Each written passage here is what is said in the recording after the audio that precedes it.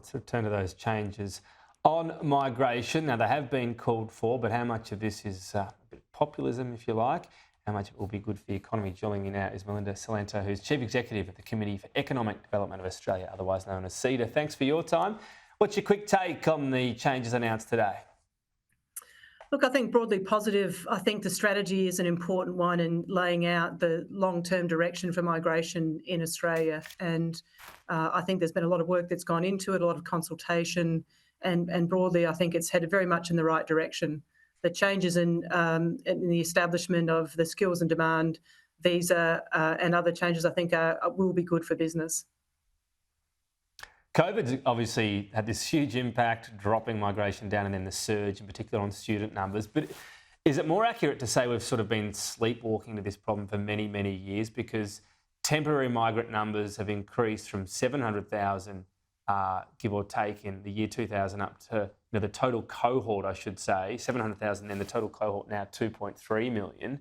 And so much of that is simply demand driven. If you get into a course, you come here, you study, and you can stay for a while. And it's been pretty unregulated, really. Look, I think a point that we've made time and time again is that there's sort of been a revolving door of policy on migration. So I think it's very pleasing to see that a strategic approach has been taken. We're looking at the whole system and looking at how we can make it operate more effectively and more efficiently. I think that's important for business. It's important for migrants who want to come here, and fundamental for the community to understand what we're trying to do with the immigration system so that they too have confidence in it. You've spoken about international students. They're obviously driving a lot of the growth that we've seen recently. There is some explanation for that in the context of students who've been out of country studying. They would normally have been here. They've come back to complete courses. And of course, we want to maintain students in the pipeline. But I think the measures that have been announced, looking at making sure we've got genuine students, are sensible ones. Yeah, and it seems like what gradually happened was there's pretty loose qualification around coming out here in terms of getting a student visa, and people wanted to come here, of course, can't blame them, but we ended up getting a lot of students, according to the stats out today, where fewer than 50% of graduates were actually entering a job within 3 years of graduating that was at their level of qualification, if you like. So it's not a great outcome for the student and not a great outcome for the country.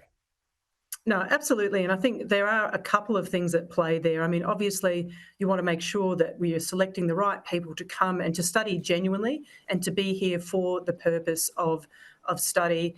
I think we've now seen with these changes, there will be clearer pathways to work and permanency here in Australia.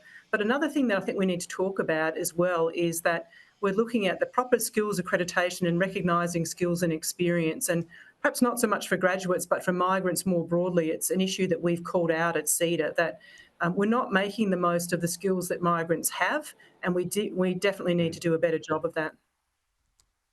Yeah, it's not looking to blame them for what job they end up in, so the pathways have an issue there.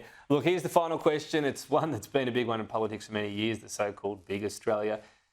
I don't know if it necessarily matters what exact figure we land on in whatever year. Apart from anything else, the forecasts seem pretty unreliable. So is it 35 million in 20 years or whatever it might be, 40 million? But the way we do it certainly matters. So we need better tie-up with the states and better direction if we can get it on where people locate. And that only happens, I guess, through getting good options. It's not just telling people don't go to Melbourne, but getting better satellite options around Melbourne and around the CBD, the way Sydney's trying to do.